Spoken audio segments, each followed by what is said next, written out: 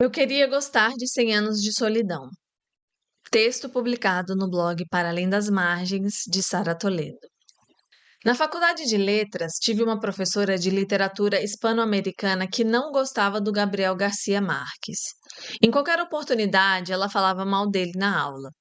Bem, não exatamente dele, mas da sua obra. A matéria que fiz com ela era focada no realismo mágico, o que quase todos nós, não especialistas, relacionamos diretamente a Marx.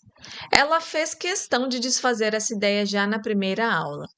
A professora explicou que, primeiro, a literatura fantástica feita na América nasce do surrealismo europeu, como várias outras correntes literárias locais surgiram a partir do que se produzia na Europa. Segundo, que a voz latino-americana desse pensamento aparece pela primeira vez não em Marx, mas em Alejo Carpentier, escritor cubano, do livro O Reino deste Mundo. No prefácio desse livro, Carpentier cria o conceito do real maravilhoso e o apresenta como proposta explicativa da identidade latino-americana. Durante meu curso, estudamos essa obra completa. Minha professora fazia comentários como: "Isso sim é fantástico, não pessoas levitando ou borboletas voando por aí." Obviamente, fazendo menção ao escritor colombiano. Cheguei a pensar que talvez fosse só uma implicância dela, afinal, ela também era cubana e talvez quisesse trazer relevância ao seu conterrâneo. Não que ele precise disso, mas, pelo menos para o público em geral, pode ser um pouco necessário. Muita gente já ouviu falar do Garcia Marques, mas não a mesma quantidade de pessoas conhece também o Carpentier. 3 anos depois, resolvi reler 100 Anos de Solidão. Digo reler porque me lembro de ter lido ele na adolescência, porém não me lembrava de nada da história. Mas agora me pergunto se realmente li ou se tenho uma falsa memória, porque não é possível que o que me chocou hoje não tenha me chocado naquela época. Ou é? E eu falo logo, o que me chocou hoje foi a quantidade de pedofilia e incesto nessa história. Não, vou me expressar melhor. Me chocou a naturalidade com que o narrador conta essas situações. Antes que me acusem de não saber interpretar, vou dar minha carteirada aqui de formada em letras e, mais importante do que isso, de leitora desde pequena. Eu sei sim interpretar texto e talvez por isso o livro tenha me incomodado tanto. Veja bem, eu não sou a primeira nem a última pessoa incomodada com essa questão. Tanto que o argumento de não saber interpretar a obra já é um grande clichê pronto para ser usado. Os defensores do livro dizem que, na verdade, Marx não naturaliza a pedofilia, ele apenas retrata algo que acontecia naquele contexto em pequenos povoados, como Macondo, que é o povoado imaginário onde se passa a história. Além disso, segundo eles, o autor problematiza o assunto quando mata na história a personagem Remédios, a criança que Aureliano Buendia escolheu para se casar, no momento em que ela está grávida, mostrando que isso foi um castigo para Aureliano. É preciso um certo malabarismo intelectual para aceitar esse argumento, porque, primeiro, a morte dela, da Remédios, na verdade, abre caminho para que depois ele se torne o coronel Aureliano Buendia. Não é exatamente um castigo para ele, é quase uma condecoração. Segundo, a própria Úrsula, mãe de Aureliano, muitos anos depois, reconhece em seu filho uma apatia em relação à família e, segundo suas próprias palavras no livro, inclusive uma apatia por Remédios, que foi a criança com quem ele se casou. E terceiro, eu me pergunto, e os outros casos de pedofilia e incesto no livro, como a de Amaranta, por exemplo, a irmã do Aureliano? Por que esses casos não têm um castigo também? Mas, para mim, o que mais desmonta esse argumento é a própria narração. Em 100 Anos de Solidão encontramos um narrador universal, ou seja, é alguém que não faz parte da trama, simplesmente vê e sabe tudo o que acontece. É verdade que o contexto em que se passa a história era marcado por situações como essas, mas a naturalidade com que ele narra algumas cenas é perturbadora. Ouso dizer que algumas coisas ali são até mesmo desnecessárias para o desenvolvimento do enredo.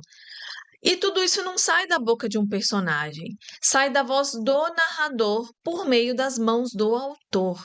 sem nenhum contraponto, sem nenhuma espécie de crítica a algo que, ainda que fosse comum, não era nem nunca será aceitável. Pensando em escolhas narrativas, quero fazer uma breve comparação com a série que fizeram em adaptação ao livro. Eu assisti a primeira temporada na Netflix, foi um dos motivos que me levou à leitura. E na série, eles amenizam muitas coisas, como por exemplo a história de Amaranto e o seu sobrinho, ou também a história do casamento do Aureliano. A ideia de um homem adulto escolher uma criança para se casar, na série, parece causar certo incômodo, pelo menos no início. No livro, ninguém se importa quando ele diz que quer se casar com uma criança. A preocupação é que, por causa da remédio ser criança, ela ainda não poderia engravidar. Por isso, eles aceitam que o casamento aconteça, mas só depois da sua primeira menstruação. Mas ficar menstruada não a torna adulta automaticamente. Ela ainda era uma criança. No livro, ela leva suas bonecas consigo após o casamento. Na série, apresentam ela como uma jovenzinha madura o suficiente para se casar. Uma adaptação é sempre uma adaptação, mas assim como o autor escolheu falar certas coisas de certa forma, não é interessante que os produtores da série tenham escolhido modificá-las ou não contá-las? Dá o que pensar. Podem ainda argumentar que, além do contexto do livro, temos que observar o contexto em que o autor viveu e escreveu. Certo, mas repito, algumas coisas sempre foram erradas, independentemente do contexto. A forma como falamos delas muda tudo. Me pergunto ainda, e se fosse uma mulher escrevendo na época dele sobre os temas que ele escreveu? Será que algumas escolhas teriam sido feitas? Posso estar enganada, mas apostaria que não. Quem me indica aí algumas escritoras colombianas contemporâneas a Marques para eu ver uma coisa rapidinho?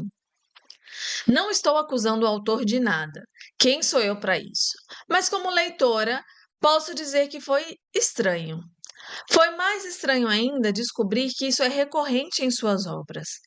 Para você, não pareceria estranho que um artista, digamos, um músico, sempre colocasse algo de problemático em sua obra e com a maior naturalidade do mundo?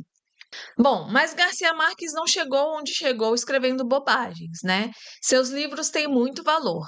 Cem Anos de Solidão é um clássico e clássicos são chamados assim por alguma razão. É interessante ver a reconstrução que o autor faz de parte da história colombiana através de personagens e um povoado que nunca existiram. É incrível observar a temporalidade cíclica, as repetições e espelhismos em personagens com mesmos nomes, porque tudo é construído de forma minuciosa. O autor anula a diferença entre natural e sobrenatural. Nenhum personagem se assombra, por exemplo, diante de uma chuva que durou 11 anos, 4 meses e 2 dias, ou de uma peste que deixou todo mundo sem dormir. Borboletas voando ao redor de alguém e pessoas levitando, então, é o mais trivial em um lugar onde as coordenadas estão completamente alteradas. Nos vemos obrigados a entrar nesse mundo em que o real e o extraordinário não se contrapõem, mas se misturam. Essa realidade alterada, ao mesmo tempo, informa muito sobre a nossa identidade e nossas contradições históricas. Mas, depois da leitura de Cem Anos de Solidão, comecei a compreender minha professora. Eu também li O Reino deste Mundo, lá no meu curso de literatura hispano-americana. Esse livro nasce de uma viagem que o autor faz ao Haiti e é uma ficção baseada em fatos históricos. Ali, o narrador tem voz e não é imparcial. O ponto de vista narrativo é de um escravizado que conta tudo o que presenciou antes, durante e depois da Revolução Haitiana. Entre os eventos mágicos que acontecem na história, o líder da revolução simplesmente é colocado em uma fogueira e não morre.